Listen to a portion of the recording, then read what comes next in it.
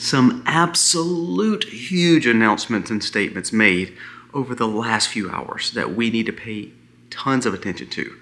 From conversations from the Department of Defense, what he states about China and their technology. Also, what are we upscaling? What did he just tell the military that he is going to do? Is he going to put us in other battles? Now, we talked about moving out of NATO. We talked about not putting troops on the ground with Ukraine. But we are upping something. And our military is fixing to grow exponentially. But why? That's the question we should ask. Why?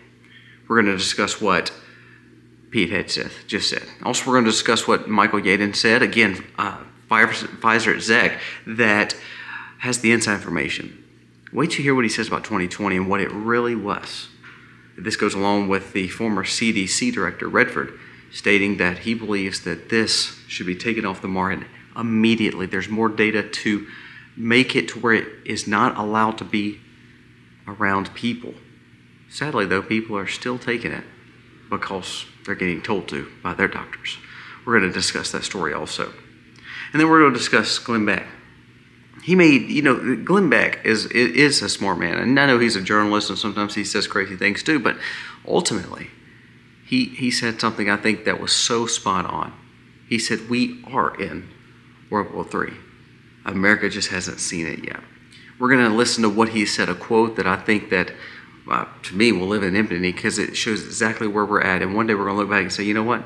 Colby was talking about this. Glenn was talking about this. Tons of other true conservatives were talking about this. And we missed it. And now we're living with the repercussions because it goes along with what's happening actually in the UK with all foreign invaders. We're going to discuss that. And lastly, we're going to talk about another police state. If you live in the cities, how safe are you, especially when UK is putting in this new technology? This same new technology is exactly what Bill Gates was talking about just yesterday in Doha, and says basically this is what America will have very, very soon, probably under a new administration. But ultimately, if Trump loses the midterms or there's a Democrat that wins, just be ready. This is coming to America. Let's dive into all these stories today. The video starts right now.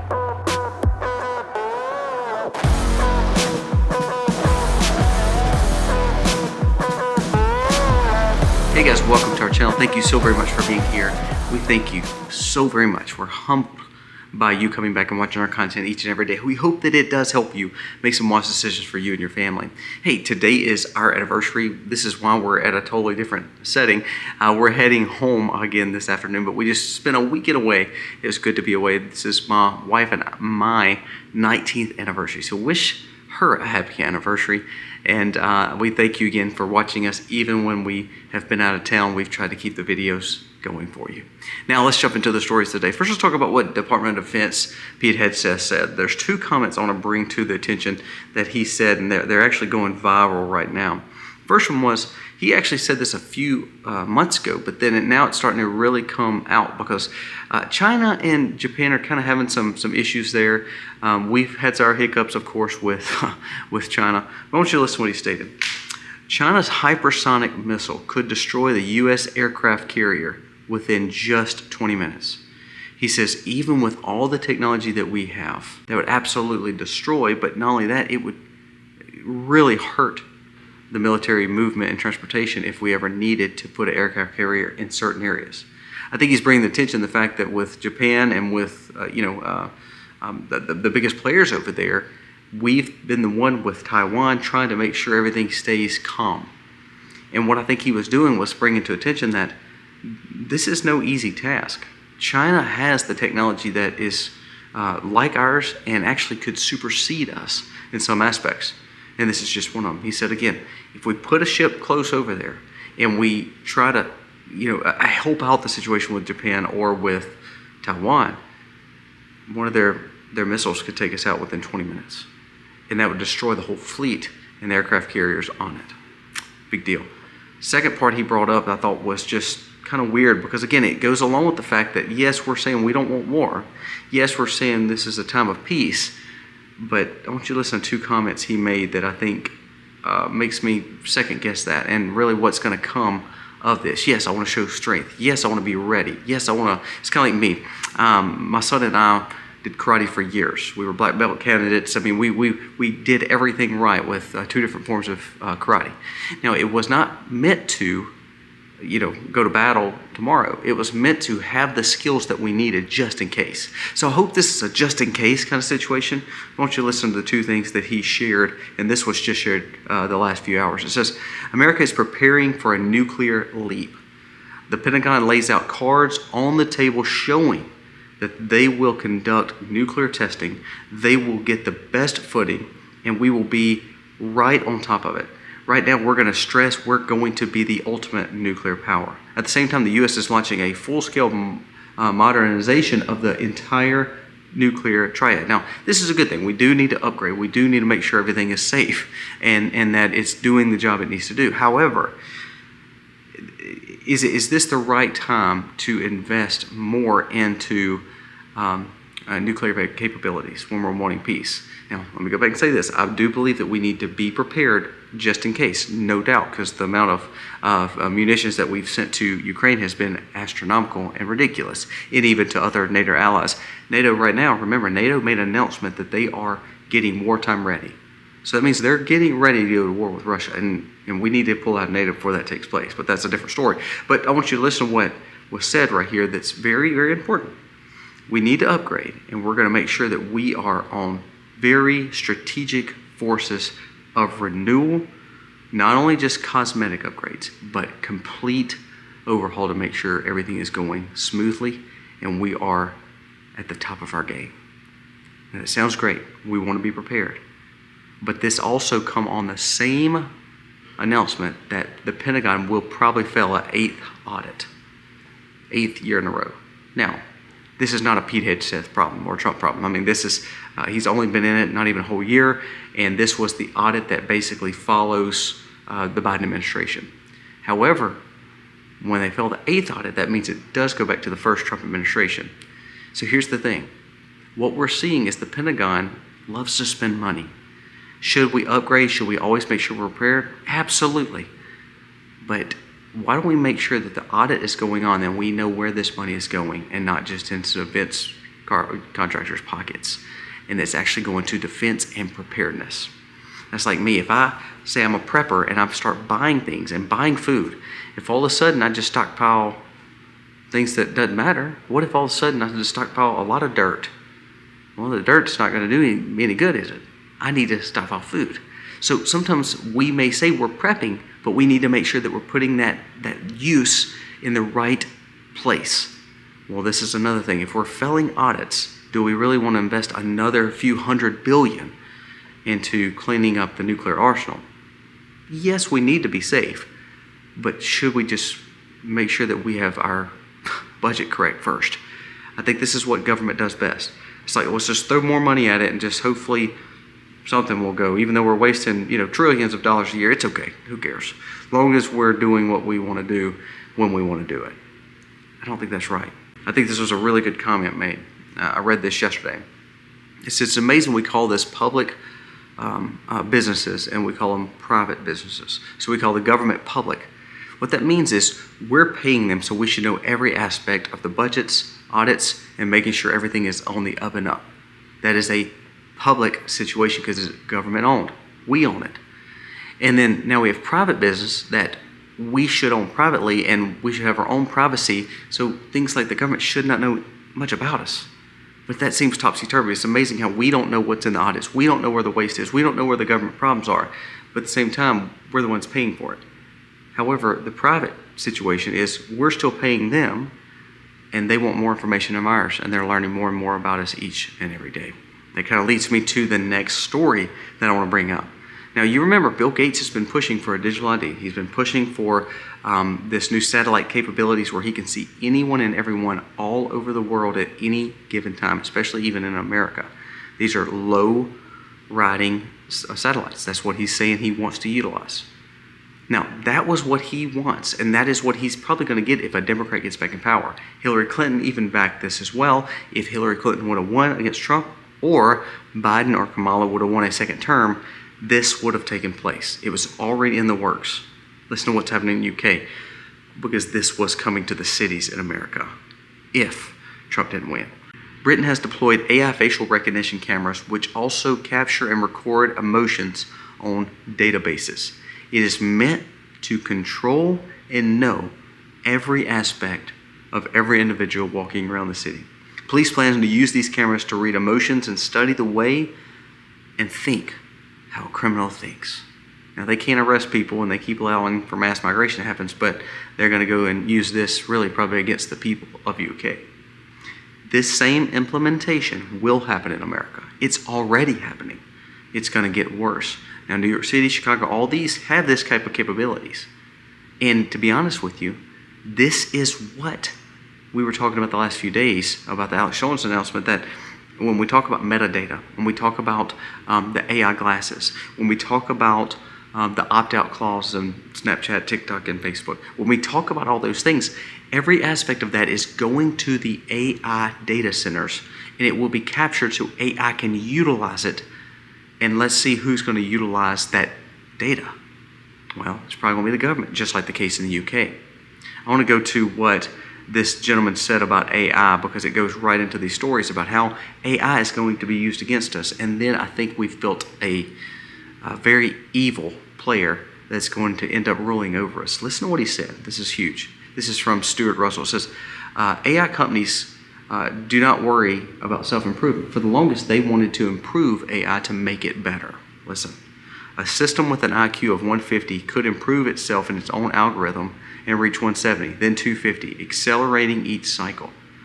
This fast takeoff that now cannot be slowed is happening so quickly that it's going to leave humanity far behind. He said, we will be a servant, because they will have more knowledge than us. The only way to solve that is destroy the grid. Well, if everything's going to the grid, the data centers, the energy sources, the money, such as crypto, and every aspect of our life is based on energy, what's going to happen? So this guy's saying, he said, we wanted AI to do so much, and of course people have been warning about it, but now what we're seeing is AI is getting so smart, it's actually replicating itself and remaking itself to make it smarter. Did you know there was a doctor the other day, it went viral. A doctor the other day did a scan. Scan came back, no problem for the patient. The patient was having some issues. So what the patient did is he let AI scan his body. AI picked up cancer. He, of course, started getting treatment. That's one case. Second case, a doctor was looking at a lung and could not figure out something, could not get to a problem that was in the lung when he was biopsying. AI robotics took care of the situation and did it. Now, could AI and robotics be used for good? Yes. Could AI robotics be used for bad and evil for the people who are wanting power? Absolutely. And I think that's kind of where we're at. Now, the thing is, we made this, and now I don't know if we can stop it. There's been 2 billionaires make comments about AI that's actually helped develop AI. And they said, we're not going to be able to stop it. And it's going to be to a point where it's going to take over. And if we're not careful, we will just serve AI until a point where they will be in full control. That's dystopian and scary. And you know who typically is part of these databases? The CIA. What hand do they have? What hand does the government have in this?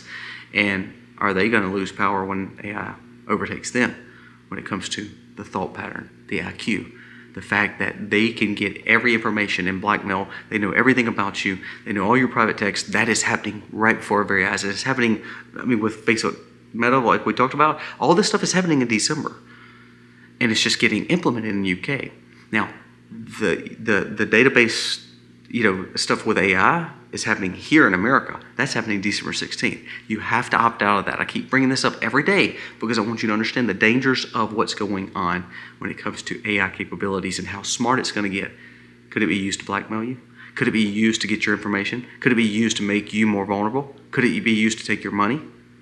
Every bit of that is absolutely true because we've seen AI do it already. So what we're seeing in the UK is just a step. What we're seeing with this person that shared this was AI is already going to be a superpower. The question then is, how much power is it going to have And who is it going to roll over first? I'm scared to say I think it's going to be the people of America. Last two stories I want to go to. This is from ex-Pfizer executive Michael Yaden, which is a doctor. And I've brought him up before because I think he's just a wise man. I think that he pushed against it, became a whistleblower, and really tried to expose what was going on. And to be honest with you, again, I cannot state this for I want to hammer in on this now. FDA gives people passes, and you know some of the biggest companies that has the most fines and lawsuits against them is Pfizer and other food chemical companies. You do realize that, right? Well, let's listen to what Michael Yaden said, Dr. Michael Yaden says. He says, there was never a viral pandemic or a novel pathogen. The deaths we saw were a medical malpractice at best. And to be honest with you, it could be murder. I don't believe there's been a novel cause for a significant illness or death other than the government's response to a fake situation in 2020. We're in danger of losing a free world, and I think this right here was just a plan to show that they can pretty much take over if they want to. All they've got to do is make something stick to the wall. And if they keep throwing those noodles, something's going to stick, and all of a sudden, it's going to give them free access to everything. You know, we're talking about this AI situation. We're talking about all the migration situation. We're talking about all this stuff, and these are all noodles on the wall, guys. Every bit of this is noodles on the wall. The question is, which one's going to stick and which one can the government use to manipulate us into full control? This doctor worked for Pfizer. He worked for Pfizer during this time, and he's stating none of this was real. It was really more of the fact that the leak happened, the fact that the cover-up happened, and the fact of billions and really trillions of money was made by companies that absolutely poisoned us. Whew, something to think about. Now, this same government is telling you to trust them when it comes to your money. The same government is telling you to trust them when it comes to your taxes. Trust them when it comes to your interest. Trust them when it comes to the treasuries. Trust them when it comes to whatever, XYZ. It's amazing we're having more food recalls than we've ever had. Our money's in worse shape than it's ever been. And Congress and Senate have not done one thing. And there's only been probably one arrest of the people that were supposed to be arrested under Pam Bondi. Now, I like Trump. I actually really like Trump. But some things have got to happen and get done. And I'm just waiting for them to happen. You have all these situations like this guy's calling out the fact that it's not true. I mean, all the stuff was just a falsity.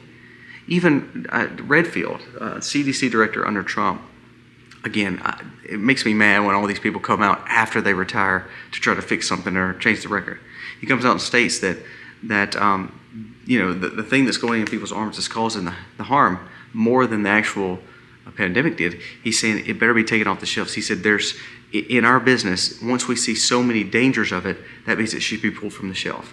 He said, however, we're mass producing it and our government's backing it to give to people to cause them more problems when we know it's dangerous for the person. And they're still doing it. Same people telling you to trust them is the same people causing us the most harm. The last story I want to bring up, this is from Glenn Beck, and this is, I thought, a phenomenal statement that he made, and I think it speaks volumes of what actually is happening in America. I want you to listen to this. It says, we are already in World War III. This is a direct quote from Glenn Beck. It says, a full-on clash of civilizations with political Islam.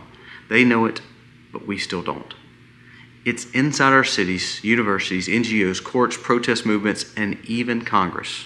Look at all the stuff that's taking place. Listen to that again. It's in our cities, our universities, our NGOs, our courts, our protest movements, and our Congress. The speed is here. Of course, it's definitely way worse in Europe. Lord Pearson of the UK says it's never expected to see the same patterns. And guess what? Now we're seeing it in Texas.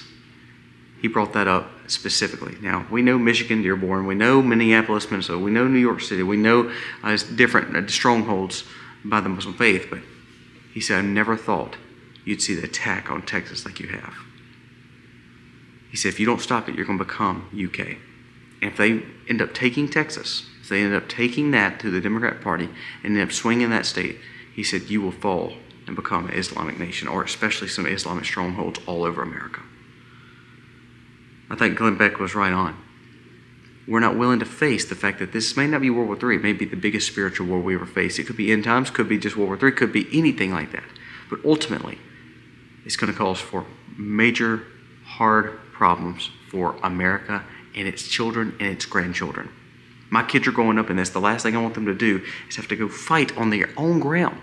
Not because they shouldn't want to, it's because they shouldn't have to, because we know the problem and we don't want to become the solution. And that's what I do not understand about our government. We want to see the problem and then we want to try to become the solution, and then we actually never become the solution.